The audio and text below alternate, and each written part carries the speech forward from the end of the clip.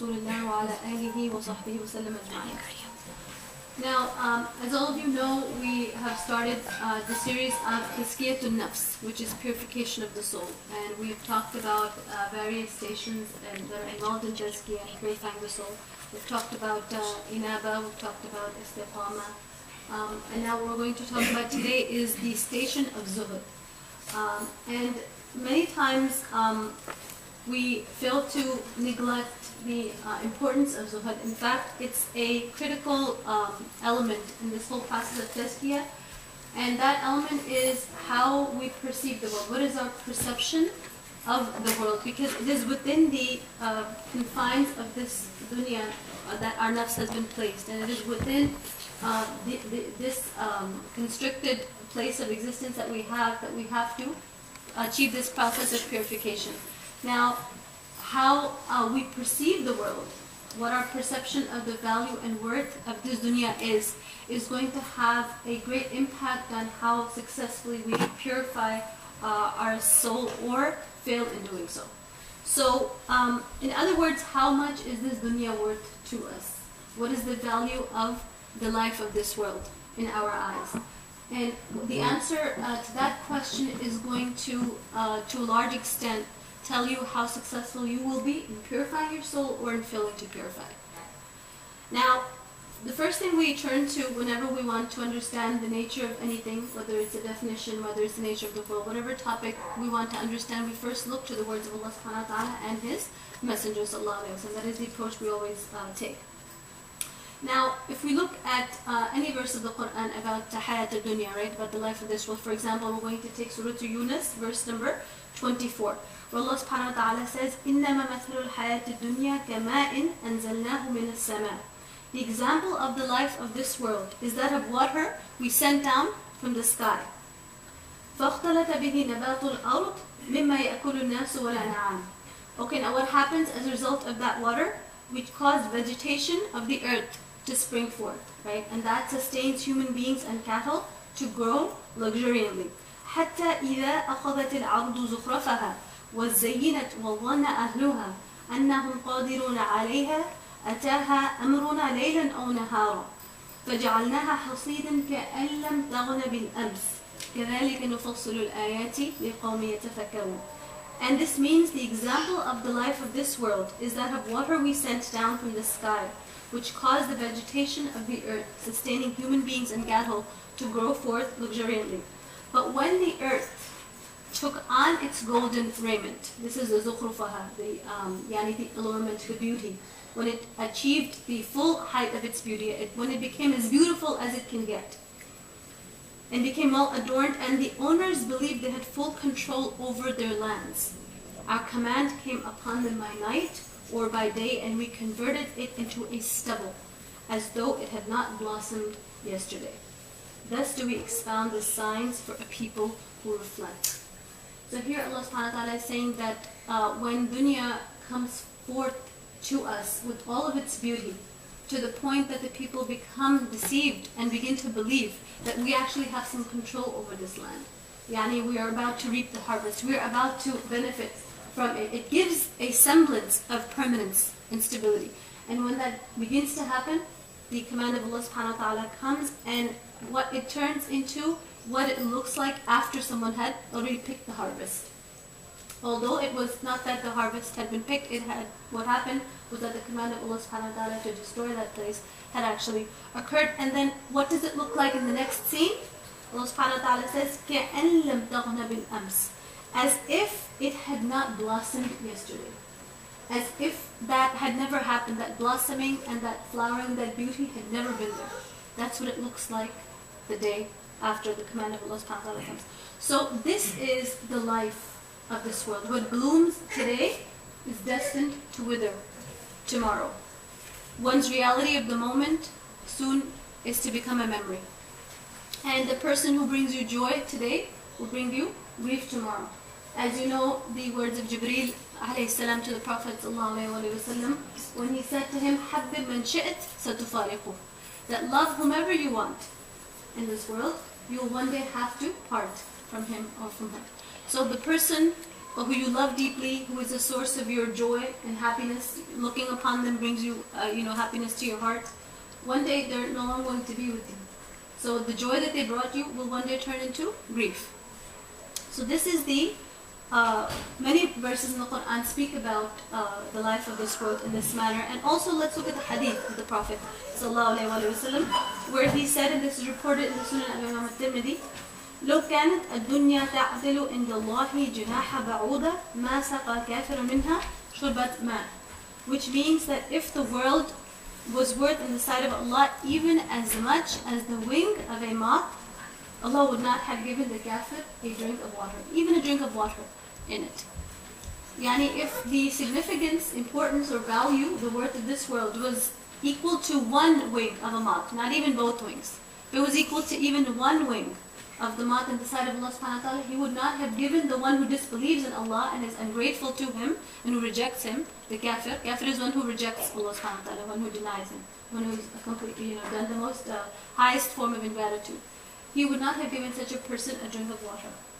Now if we look around us, the reality of the world, who has the world's most natural resource, who has usurped the world's, the greatest percentage of the world's natural resources? It is none other than the people who do not believe in Allah subhanahu wa ta'ala and His Messenger. It is those who do not profess to our faith. So what does this show us?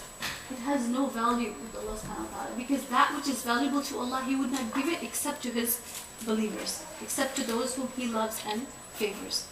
But because it has no value, this is why the kuffar enjoy everything that they do. Also the Prophet ﷺ, in explaining the life of this world, he said to us, and this is recorded in the Sahih of Imam Muslim, مَا الدُّنْيَا فِي الْآخِرَةِ إِلَّا مِثْلُ مَا يَجْعَلُ أَحَدُكُمْ أُصْبُعَهُ فِي الْيَمِّ فَلْيَنْظُرْ بِمَا يَرْجِعُ. Which means that what is the example of the life of this world in comparison to the Akhirah? As if one of you would put his or her index finger into the ocean and then come out with the amount of water that would come on his finger. How much would that be? That is the comparison of the life of this world to the bahar, to the ocean, to the infinite ocean of the hereafter. There's no comparison. There's really no way we can even quantify it. Now, one thing I want to say at the very beginning is that there is a difference between dunya, the world, its value, and the value of life itself. They're not the same. There's a distinction between the value of dunya and the value of our life itself. Life in Islam is very precious before Allah subhanahu wa ta'ala. This has immense value with Allah subhanahu wa ta'ala. In fact, it's sacred. In fact, it's one of the 5 things that the Sharia has come to protect. In Maqasid al-Sharia, if you study Usul al-Fiqh, you will find that one of the purposes of the revelation of the Sharia is to protect 5 things, which includes life.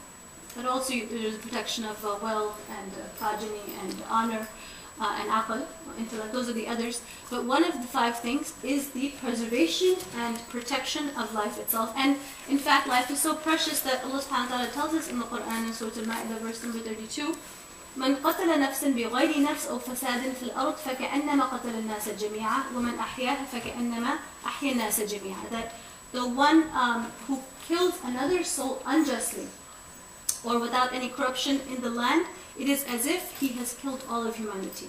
And one who saves a life, it is as if he or she has saved all of humanity. So this is the value. The value of one human being in the sight of Allah subhanahu wa ta'ala is equal to the value of all of humanity. So there's immense value for life. So we're not talking, when we say hayat dunya, when we talk about the value or worth of this world in the sight of Allah subhanahu wa ta'ala, we're not talking about the life of the human being. Okay, that is very precious. But what we're talking about today is the worth of the world itself. That has no value before Allah subhanahu wa ta'ala. And why is life itself precious? Because it's the gift that Allah has given to us, the opportunity He has given to us to attain His closeness, to attain His Jannah, to please Him. That's why there can be nothing more precious than the lifetime that we have been allotted.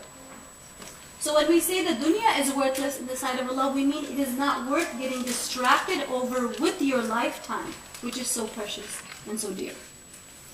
Okay, now that was the introduction. We want to talk about It's a 5-part lecture. The first part we're going to talk about the benefits of zuhud. Why do we need to talk about zuhud today? Why are we having this discussion? How can zuhud help me in my life? Well, first thing, zuhud, which is commonly defined as asceticism, and we'll explain what that means. No one really knows what that term means. If we just defined it as that. Zuhud is a practical tool for us to remain focused on the prize. What is the prize?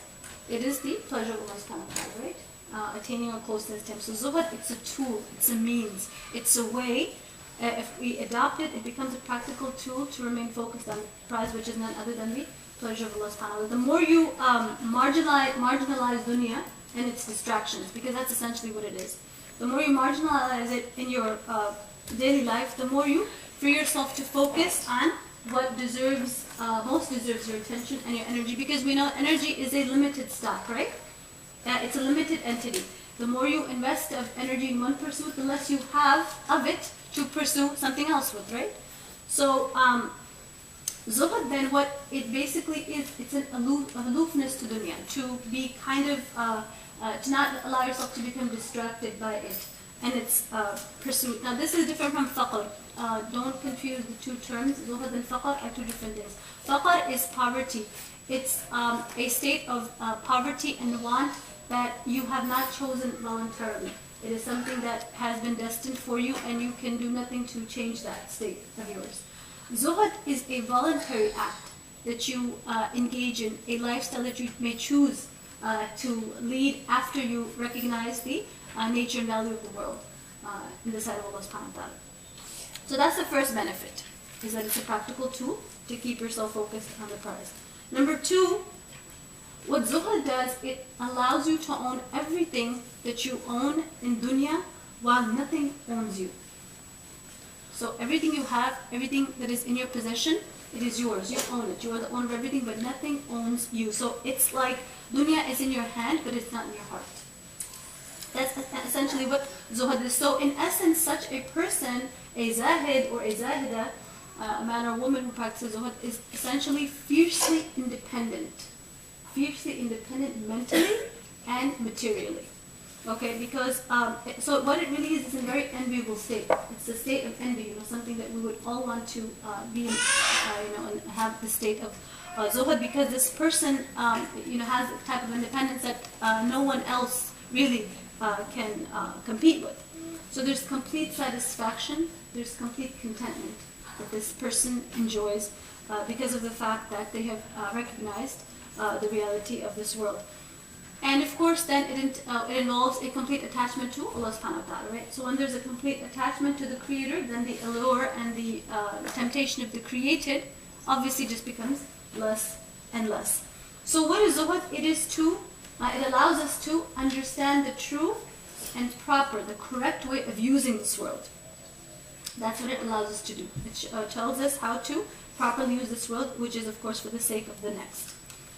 The third benefit of zuhud, which we learn directly from our Prophet ﷺ, once a man came to him and asked the Prophet ﷺ, tell me of a good deed that if I do it, Allah subhanahu wa ta'ala will love me and the people also will love me. Point me to such a deed.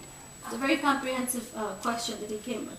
And the Prophet ﷺ responded, he said, practice az-zuhud in this dunya and Allah will love you. And practice zuhud in what people own and the people will love you. Nobody likes a greedy person, right? The more disinterested you are in the material possessions of others, the more their respect for you increases. And that is very often followed by love. So zuhud is a win-win situation. If you do it with dunya, Allah subhanahu wa ta'ala, you will win His love. And if you do it with people, you will win their love. So those are some of the benefits of zuhud that I wanted to mention. Now I want to understand it more deeply. The second part I want to go into is understanding zuhud at a deeper level. What have the ulama said about zuhud? How have they defined it? What are the various angles we can look at it? Ibn al-Qayyim rahimahullah, he's the great scholar on whose book Madarij al-Salikin we have based our durus of Tazkiyatun Nafs, right? He's the one who is the author of that work.